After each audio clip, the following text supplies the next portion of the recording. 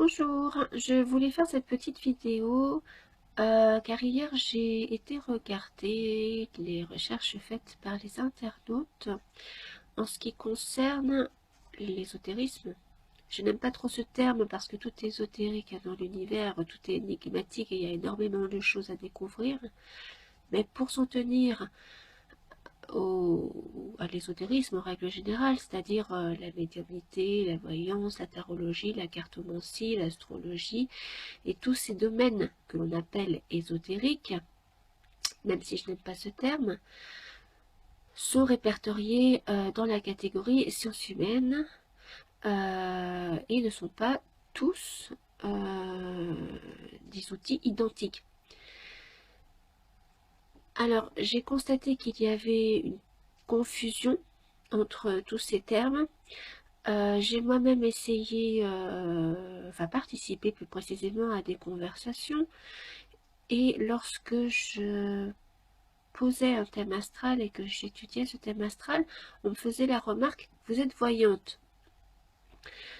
Quand on recherche les recherches faites par les internautes sur le web, on constate effectivement que beaucoup de personnes recherchent voyant, horoscope, horoscope gratuit, voyant gratuit, voyance gratuite, des médiums, tarologue, tarot gratuit. Mais le mot voyant revient quand même 50 fois plus que le mot astrologue dans les résultats de recherche. Il y a 483 000 résultats quand on tape le mot astrologue et il y en a 50 fois plus quand on tape le mot voyant. Alors, premièrement, je vais essayer de décortiquer cette confusion que l'on fait. Et deuxièmement, je vais donner les conséquences de cette confusion. Alors, décortiquer les confusions entre tous ces mots. Qu'est-ce qu'un voyant? Un voyant est une personne qui voit. Alors, normalement, on a la clairvoyance, qui veut dire avoir des flashs au niveau, bien évidemment, de l'esprit. Ça n'est pas au niveau de ses yeux, on ne voit pas les choses avec ses yeux, on voit les choses avec son esprit, mais ce sont des flashs qui apparaissent comme des images, comme sur un écran mental. C'est ce que l'on appelle des clairvoyants. Il existe également des clairaudients, c'est-à-dire des personnes qui vont recevoir des messages à l'intérieur de leur esprit, pas par leurs oreilles, et qui vont entendre des messages exactement comme dans un rêve, sauf que c'est différent au sens d'intensité. Lorsque vous rêvez, vous voyez des images, vous ne les contrôlez pas. Le voyant voit des images, pas comme dans un rêve, parce qu'elles sont beaucoup plus intenses, et il sait que ça n'est pas de l'imagination. Le clairvoyant va entendre des messages, comme lorsque vous rêvez, vous entendez des messages, mais ces messages vont être plus intenses, et il va savoir que ça n'est pas de l'imagination ou de l'ordre du rêve. Il y a également les clairsentients, c'est du clair ressenti. Là, on n'utilise pas particulièrement les images ou les perceptions auditives. J'entends toujours au niveau spirituel, c'est-à-dire au niveau de l'esprit, pas au niveau physique du terme. Le clairsentient, il va plutôt ressentir les choses, simplement, hein, par le ressenti tout court, qui va faire appel à son hémisphère droit. Le médium, qu'est-ce que le médium? Alors, effectivement, c'est un terme qu'on va employer un petit peu sur différents domaines. Moi, je dirais que le médium, c'est souvent, pour moi, c'est l'intermédiaire entre le ciel et la terre, entre les vivants et les défunts. C'est celui qui vient communiquer avec les défunts, avec ceux qui sont passés de l'autre côté. Donc, quand on fait appel à un médium, c'est souvent ce qu'on appelle en anglais un médium spirit, a psychic medium. un médium qui va parler avec les personnes qui se trouvent dans l'au-delà. Alors certains vont se dire médium, effectivement, parce qu'ils vont faire de la voyance ou de la guidance, etc. Mais en général, enfin, moi personnellement, pour moi, la médiumnité, c'est plutôt faire appel à ce sens qui nous permet de contacter l'au-delà. Généralement, les personnes qui sont médiums de naissance ont ce don, elles voient les êtres défunts comme elles nous voient, elles les entendent comme elles nous entendent physiquement, elles sont parfois la risée des camarades qui leur disent « mais tu parles tout seul ?» mais à qui tu parles? Bien évidemment, le médium va se dire, mais mince, je suis en train de voir quelqu'un et je comprends pas, j'ai un camarade derrière qui arrive derrière moi et qui me dit que je suis en train de parler tout seul alors que moi, je vois bien quelqu'un devant moi et qui est en réalité un fantôme pour le camarade qui est derrière qui, lui, ne le voit pas. Donc la médiumnité, c'est plutôt ça. C'est aussi employé dans le cadre de la voyance, mais c'est plutôt ça. On va plutôt parler de médium spirit. Le terme en anglais est psychic medium, psychique médium, si vous voulez. Le tarologue, que fait-il? Eh bien, il utilise le tarot. Alors, ça peut être le tarot de Marseille, ça peut être un autre tarot, ça peut être un tarot qu'il a créé. Peu importe, du moment qu'il a du sens pour lui et qu'il a du sens dans le rapport à la personne qui vient le consulter. Le cartomancien utilise les cartes, pas forcément un tarot, mais les cartes. Qu'avons-nous d'autre également? Bon, principalement, ce sont ceux-là que l'on retrouve. En ce qui concerne l'astrologie, l'astrologue utilise la position des planètes dans le ciel qui se trouvent dans des signes zodiacaux ou devant les constellations du zodiaque réel dans l'astrologie sidérale. Et son support à lui n'est pas les cartes, n'est pas les tarots, mais une carte du ciel avec des angles, des 90 degrés, des 120 degrés, des 60 degrés, et beaucoup de choses complexes que j'ai décrites dans mes précédentes vidéos, pardon. Alors, voilà pour la décortication de cette confusion que l'on fait. J'ai oublié également le terme horoscope. On voit souvent le mot horoscope qui s'affiche aussi bien sur les sites que dans les magazines, dans les journaux, à la télé, à la radio. Les horoscopes, c'est comme une météo qui est donnée pour un signe. Un signe zodiacal, le bélier, le taureau, le gémeaux, le cancer, le lion, etc. Vous allez avoir l'astrologie, l'horoscope, pardon, du bélier de telle période à telle période, l'horoscope du taureau de telle période à telle période. Vous allez avoir l'horoscope du gémeaux, du cancer, du lion, de la vierge, etc. de telle période à telle période. Bien évidemment, nous sommes des milliards sur cette Terre, et si on divise des milliards par 12, ça fait quand même un certain nombre de personnes. Ça fait des millions de personnes qui sont affectées par le même signe du zodiaque. Donc, les horoscopes, c'est comme une météo. Comme je l'ai expliqué dans une autre vidéo, par exemple, vous habitez à Paris, il y a X milliers de personnes qui habitent à Paris, ou X millions de personnes qui habitent à Paris. S'il pleut à Paris, il pleut pour l'ensemble des habitants de Paris.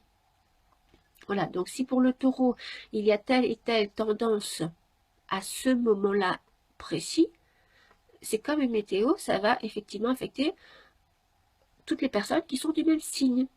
C'est une météo à un moment donné. Mais ça ne veut pas dire que c'est ce qui va vous arriver personnellement à vous. Parce que quand il pleut sur Paris, pour donner un exemple, voilà, je peux dire Lyon, Mexico, Ottawa, tout ce que vous voulez, mais quand il pleut à Paris, il pleut pour tout le monde. Maintenant, lorsque pour le signe du taureau, la météo est ainsi faite, il faut savoir que chaque personne ne va pas subir exactement ce qui est indiqué dans l'horoscope. C'est une tendance générale. S'il y a des tensions, par exemple pour le signe du taureau, de telle date à telle date, dans le domaine, par exemple, affectif, bon, eh bien, si vous avez un ascendant qui va être la balance, par exemple, eh bien, vous allez regarder au niveau de la balance ce qui se passe. Et puis, vous êtes peut-être du premier décan, du deuxième décan, du troisième décan du taureau. Et puis, vous allez avoir un thème, vous avez un thème natal avec des aspects. Et quand on regarde les planètes de votre thème natal, il y a des configurations qui viennent contrecarrer, si vous voulez, l'horoscope général pour soit l'adoucir, soit activer la tension encore davantage. Donc, vous prenez les millions de taureaux qui existent et vous leur appliquez cet horoscope, il n'y a pas un taureau qui va avoir la même réaction. Et il n'y a pas un taureau qui vivra les mêmes événements euh, par rapport à ce qui est dit, puisque chacun est quand même à son thème natal, chacun est différent, et dans le thème, on va pouvoir voir effectivement les aspects, que ce soit des sextiles, des beaux trigones, des beaux aspects harmonieux, ou à l'inverse, des carrés, des oppositions qui vont affliger le thème, et donc la personne au moment en question. Donc, l'horoscope, ça reste général. Il faut le prendre comme une tendance générale, hein, mais qui n'est pas personnalisée. Si vous avez, je vais prendre un exemple, vous êtes Gémeaux, l'horoscope du Gémeaux de telle date à telle date, c'est tout va bien se passer pour vous cette semaine, vous allez avoir un affectif qui vous allez rencontrer. Si vous êtes célibataire, vous allez plutôt avoir tendance à rencontrer des personnes parce que vous allez avoir envie de durable, par exemple, de relations durables, ou bien spirituellement parlant, vous êtes dans une période relaxée, vous avez envie de zénitude. Mais parmi tous ces millions de Gémeaux, par exemple, qui existent sur Terre au moment où l'horoscope est fait et dans la période qu'il décrit, on ne compte pas le nombre de morts qui sont du signe du Gémeaux. Donc on voit bien que si le Gémeaux lambda va lire l'horoscope en disant « Ah bon, bah cette semaine, ça va être la zénitude pour moi. » Bah oui, mais combien de Gémeaux vont mourir au même moment dans la période en question? Donc l'horoscope, c'est vraiment une météo générale, mais qui n'est pas personnalisée puisque chacun est unique. Alors qu'est-ce que cela entraîne comme conséquence d'avoir toutes ces confusions entre la voyance, on n'utilise pas le mot de clairvoyance, de clairaudience, de clairsentience, le tarot, la cartomancie, la médiumnité, l'astrologie. Qu'est-ce que cette confusion entraîne comme conséquence au niveau des astrologues? Eh bien, ça entraîne que, étant donné que le terme d'astrologue est galvaudé, du fait que beaucoup d'horoscopes sont mis en place, du fait que on pense que astrologue égale voyant, comme je l'ai expliqué, non, un astrologue a un support avec des planètes, et il étudie l'interaction qu'il y a entre les planètes et la Terre sur laquelle vivent les humains, et donc l'interaction entre les planètes et tout ce qui existe sur Terre et les humains, donc la personne qui est étudiée.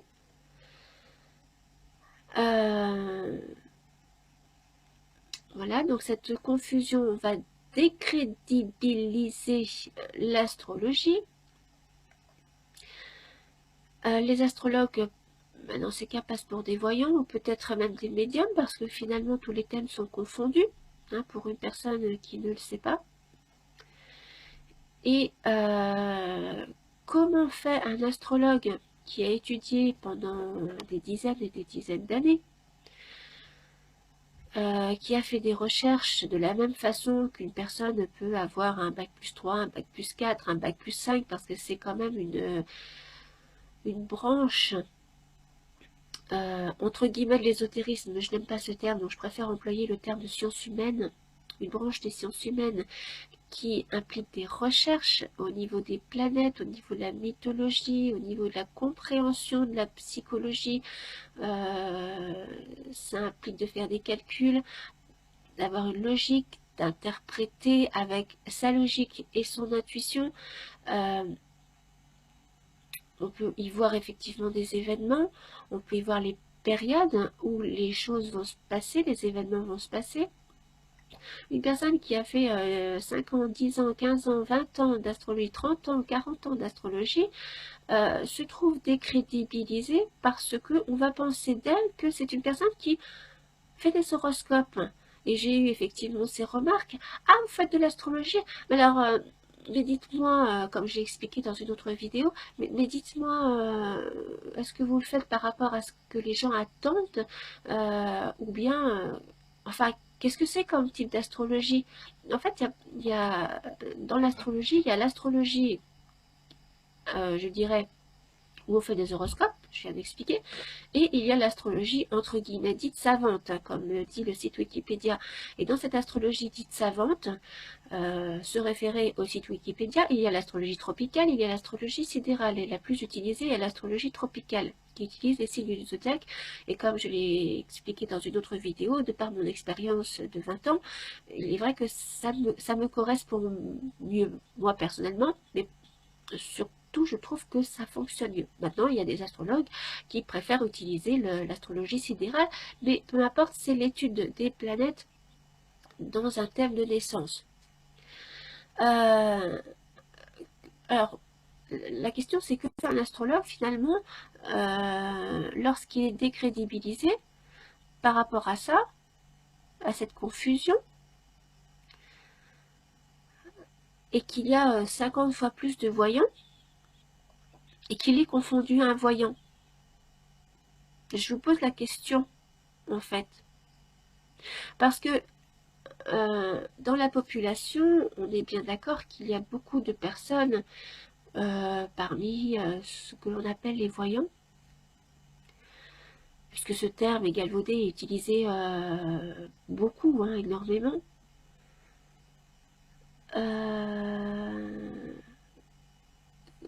Comment dire,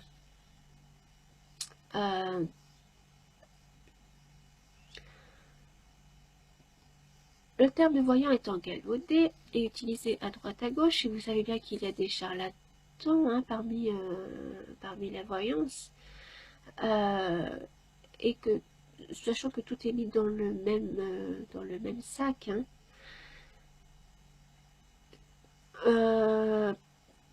pourquoi passent les astrologues en fin de compte? Ils passent pour des voyants, et vous êtes les premiers hein, en tant que personne citoyenne, citoyen, internaute, à demander à voir quelqu'un de sérieux. Et comme cet ensemble de mots qui portent à confusion fait que tout le monde met dans le même sac la voyance, eh bien l'astrologue fait aussi partie d'un voyant. Donc par conséquent, un astrologue, étant donné que le mot horoscope est aussi très utilisé, va être considéré comme une personne qui fait simplement de la voyance. On ne sait pas si c'est quelqu'un de sérieux, de pas sérieux, qui est un charlatan, un marabout, etc. Sachez qu'un astrologue est une personne qui étudie des planètes, des signes, des maisons, avec des longitudes, des latitudes, des aspects. Ça demande de faire des calculs mathématiques pour calculer des positions de planètes, pour calculer des orbes, c'est-à-dire des fourchettes, pour interpréter des aspects qui ne sont pas marqués dans les livres. Parce que les aspects, oui, sont marqués dans les livres, mais je veux dire, chaque personne est unique, donc il faut bien utiliser notre intuition et notre logique pour faire le lien entre ce que l'on lit dans les livres et ce qui est indiqué dans un thème astral, qui est unique en lui-même. Un astrologue étudie les planètes, l'influence des planètes sur l'humain, enfin, l'interaction, je préfère le terme interaction que le terme influence, l'interaction entre les planètes et l'humain. Il doit étudier les gouverneurs des signes, les circuits qui se trouvent dans le thème astral, le sens du thème, il faut décortiquer ça, puisqu'il y a quand même la position du Soleil, de la Lune, de Mercure, de Vénus, de Mars, de Jupiter, de Saturne, d'Uranus, de Neptune, de Pluton, de la Lune noire, du nœud nord, du nœud sud, de Chiron, de Cérès, de Junon, pardon, de Vesta, de Pallas, sans compter la part de fortune, et puis d'autres points qu'on peut également utiliser. Donc quand vous avez tout cet ensemble de points, plus les signes, plus les maisons, plus les aspects, et que vous devez faire cet ensemble, cette interprétation avec l'ensemble de ces éléments, il y a beaucoup de choses à regarder. Avec l'habitude, bon, on va décortiquer effectivement en gros déjà les premières choses, mais il est clair et net qu'on a des éphémérides qu'on doit également étudier pour savoir bien quand est-ce que les passages se font, à quel moment la planète est rétrograde, à quel moment est-ce qu'elle reprend son cours direct, à quel moment elle va passer en transit sur telle planète, sur telle maison, sur tel secteur, sur tel signe. C'est là que l'on peut voir que ça n'est pas quelque chose que l'on ne peut pas considérer comme étant sérieux, parce que avec tous ces éléments, si vous n'êtes pas intéressé par l'astrologie, si vous dites c'est trop compliqué parce qu'il faut faire des calculs, il faut faire des interprétations, il faut regarder dans les éphémérides, il faut regarder le sens des aspects, il faut regarder ceci, il faut regarder cela, ben vous ne le faites pas tout simplement. Vous choisissez autre chose qui vous convient mieux en tant que méthode pour la connaissance de soi et pour prédire. J'ai évité de dire le terme prédire parce que j'aime pas trop le terme prédire, au sens où parfois il peut déresponsabiliser les gens, hein. Voilà, tout simplement. Si tous les jours vous vous dites bon, qu'est-ce qui va m'arriver aujourd'hui, ou toutes les semaines qu'est-ce qui va arriver, voilà, chaque semaine, vous êtes sans cesse dépendant de ce qui va se passer, de ce que vous voyez dans le thème, et, ou dans les cartes, ou dans les horoscopes, hein, tout simplement. Et là, vous devenez dépendant. Voilà. Donc, c'était juste pour soulever la confusion qu'il y a entre tous ces termes dans le domaine des sciences humaines et de l'ésotérisme, afin que vous évitiez de tout mettre dans le même panier. Chacun a sa spécialité. Un voyant va avoir des flashs par clairvoyance. Un clairaudient va avoir des mots, des phrases qui lui sont présentés par clairaudience, hein, par le biais de l'esprit. Un clairsentient va ressentir.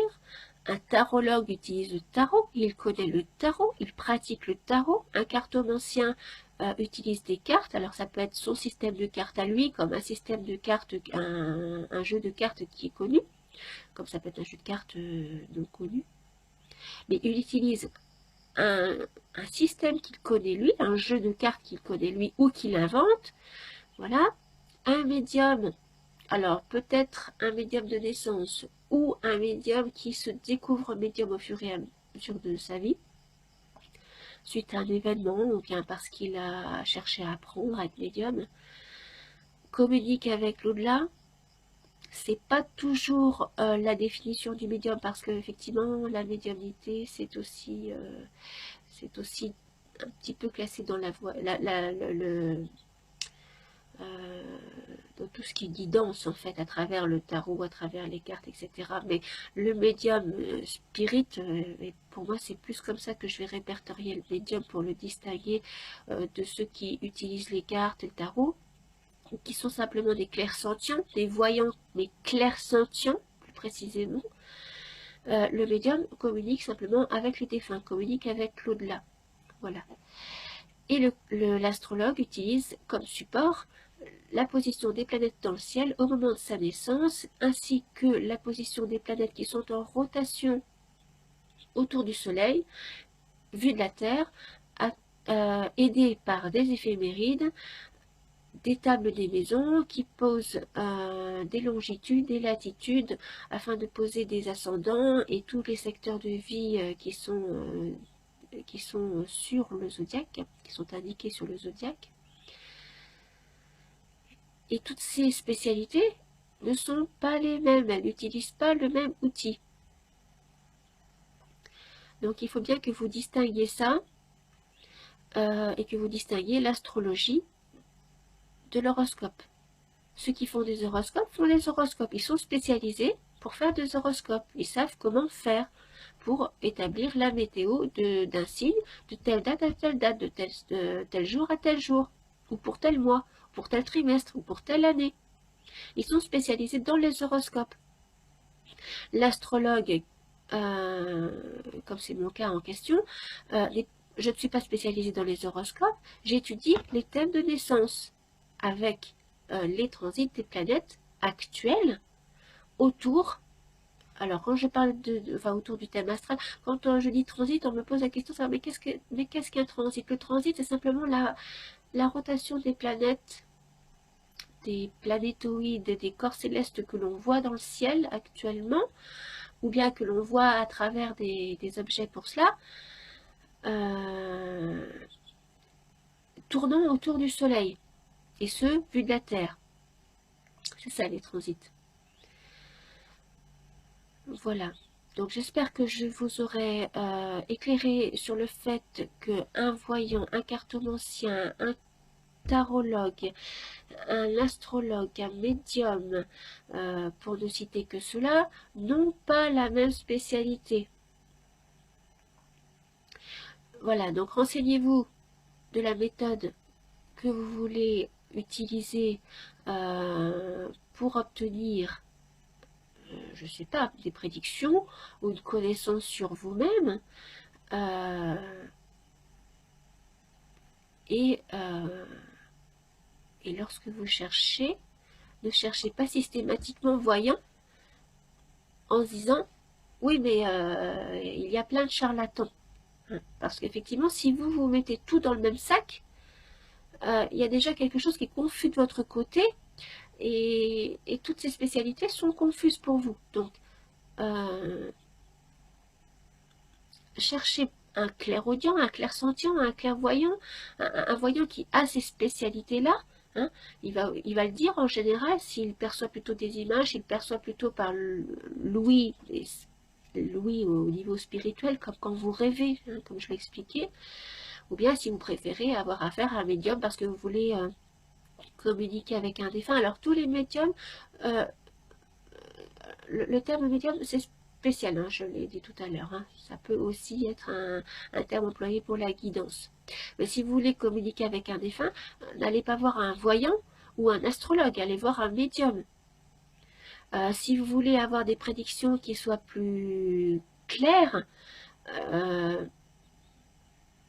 alors soit vous allez voir un voyant, un clairaudient, un clairsentient, un clairvoyant, un cartomancien, oui, un tarologue. Ils vont avoir des prévisions à vous donner, ils vont avoir des moments à vous donner. Parfois, ça va être comme réponse, ça n'est pas pour tout de suite, mais attendez plusieurs mois. Si vous voulez plus de précision, allez voir un astrologue, parce qu'il y a des éphémérides et des positions des planètes passent sur des points stratégiques à des moments qui sont bien spécifiques. Voilà. Donc posez-vous d'abord la question de savoir qu'est-ce que vous avez envie, vous, qui souhaitez-vous consulter, quel type de spécialité vous attire, qu'est-ce qui vous convient le mieux, qu'est-ce que vous attendez d'un consultant, et renseignez-vous avant de savoir si cette personne, elle a des...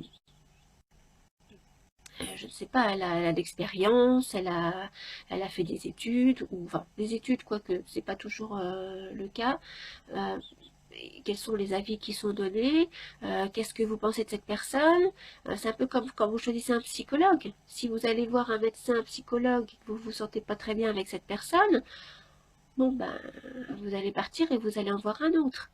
Là, il en est de même. Si vous allez voir un voyant qui est clairaudient ou clairsentient ou clairvoyant, clairaudient, clairsentient, ou un tarologue ou un cartomancien, ou un astrologue. C'est à vous de sentir si vous vous sentez à l'aise. Alors peut-être regardez leur site, regardez sur Facebook, regardez l'image des personnes, ressentez si cette personne vous parle, à vous. Hein, parce que je pense que là, le plus important, c'est ce qui passe entre le consulté et le consultant. Le rapport est très important. Parce que vous n'allez pas aller voir une personne, un tarologue, un cartomancien, je ne vais pas dire un médium, mais un astrologue, un clairaudient, un clairvoyant, ce que vous appelez voyant. Hein. Alors, voilà. En vous disant, bon, je suis sceptique, mais je vais quand même aller le voir, de façon discrète, sans en parler à qui que ce soit. Et puis, bon, ben, à la fin de la séance, oui, bon, j'ai retenu ce que j'avais envie de retenir. Soyez honnête, vous retenez ce que vous avez envie de retenir.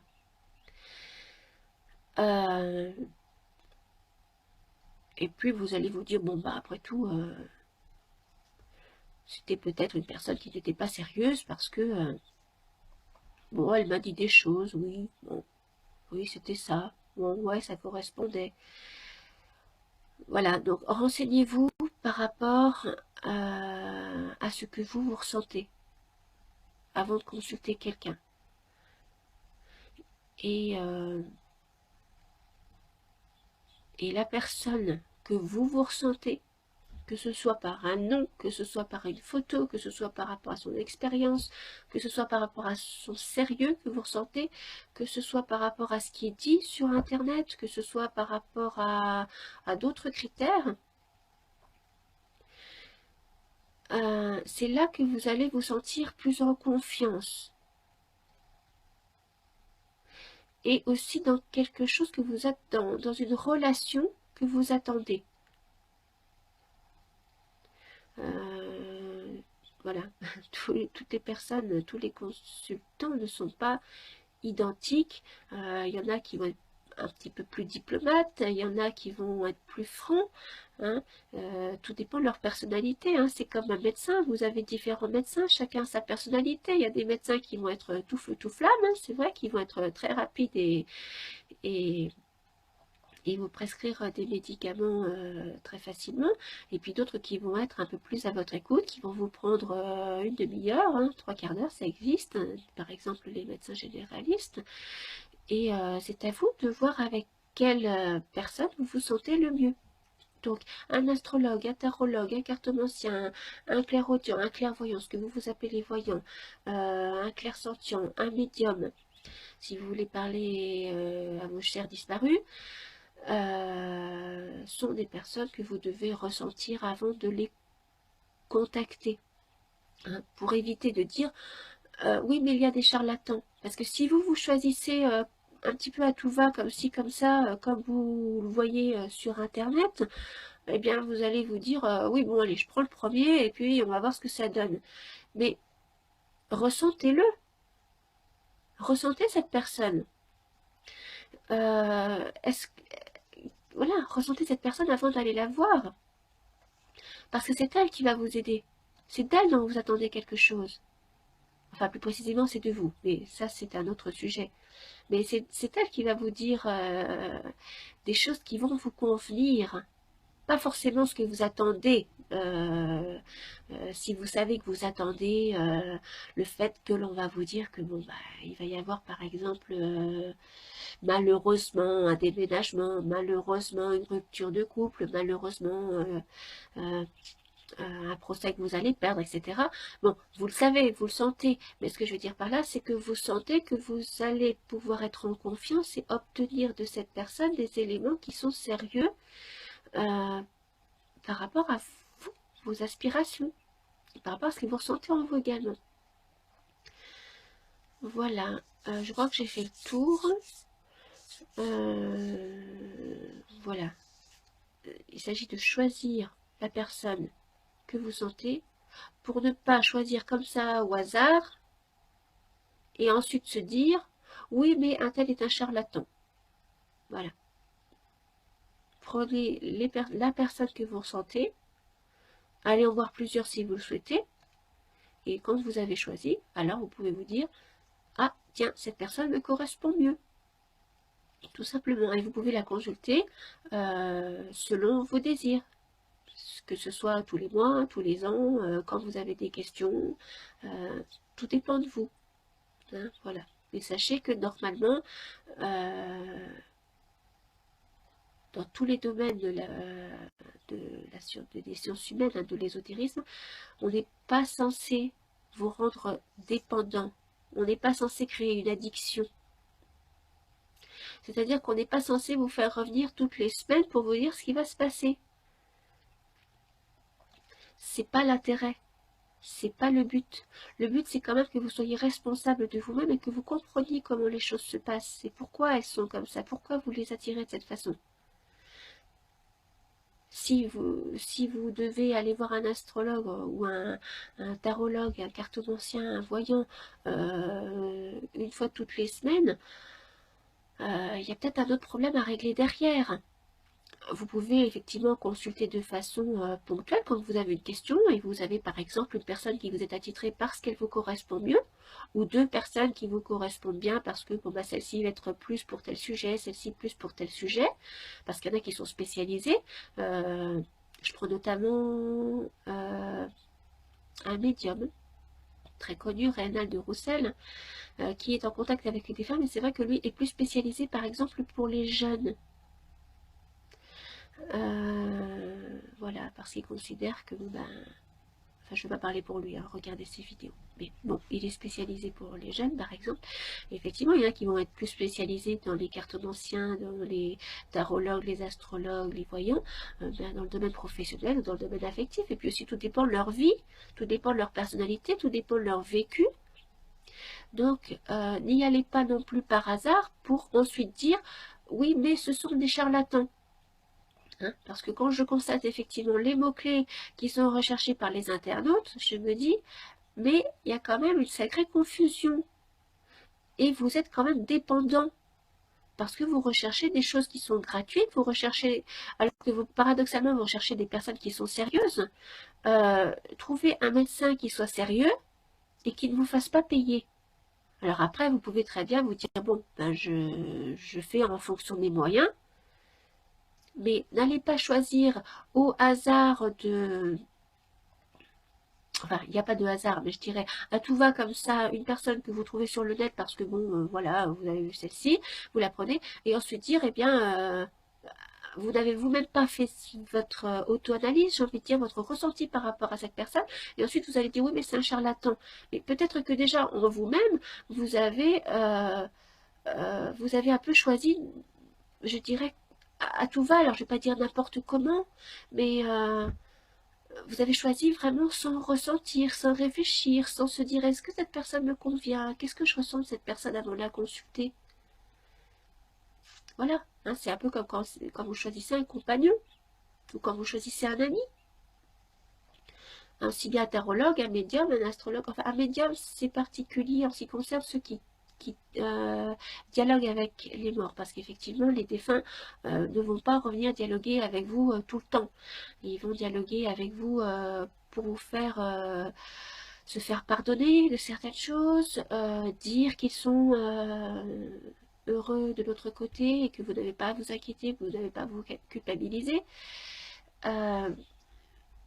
Voilà, mais vous pouvez vous faire un ami, entre guillemets, à travers un tarologue, un cartomancien, un astrologue, un voyant, un clairaudient, un clairsentient, un clairvoyant, un médium si vous voulez, et le consulter dès que vous en avez besoin, un peu comme quand vous allez consulter un médecin et que vous avez besoin d'aller le voir. Voilà. Et choisissez les personnes que vous ressentez, et ça c'est important. Hein. Comme les amis, comme les médecins, comme le compagnon, comme lorsque vous adoptez un animal. Pourquoi c'est celui-ci, pourquoi ce n'est pas un autre? C'est la même chose. Mais ne choisissez pas à tout va, sans ressentir les choses, pour ensuite dire oui, mais celui-ci c'était pas quelqu'un, c'était un charlatan. Peut-être que c'était tout simplement pas quelqu'un qui vous convenait. C'est possible. Ça dépend. Hein, voilà. Voilà, donc je vais terminer cette vidéo. Tout simplement en résumant les choses, en disant ne faites pas la confusion, commencez d'abord par regarder quel est votre budget, hein, si c'est un qu'est-ce que vous comptez mettre, est-ce que vous allez consulter une fois, est-ce que vous allez consulter plusieurs fois, à quelle fréquence vous souhaitez consulter par rapport à votre ou vos problèmes, ressentez la personne avant d'aller la consulter, ressentez quel type de méthode vous convient. Alors effectivement, c'est pas vous qui allez l'appliquer, mais peut-être il y a une méthode qui vous intéresse mieux qu'une autre. Voilà. Et puis faites ce travail-là, décortiquez d'abord les choses avant de tout mettre dans le même sac, de tout confondre et finir par dire oui mais bon je suis tombée sur un charlatan. Voilà, tout simplement. Hein, parce qu'il ne faut pas décrédibiliser les choses, notamment, là je parle pour les astrologues, mais ne pas non plus mettre tous les voyants dans le même sac non plus. Hein. Chacun a sa spécialité, chacun a ses qualités, chacun a sa personnalité. Voilà. Donc merci pour m'avoir écouté jusque-là. Et puis vous avez d'autres vidéos également sur ma chaîne YouTube que vous pouvez regarder. J'ai également un blog qui s'appelle Leur Espèce 17. Que vous pouvez consulter également. Et je suis bien sûr sur Facebook, sur le nom qui est indiqué sur ma chaîne YouTube. À bientôt!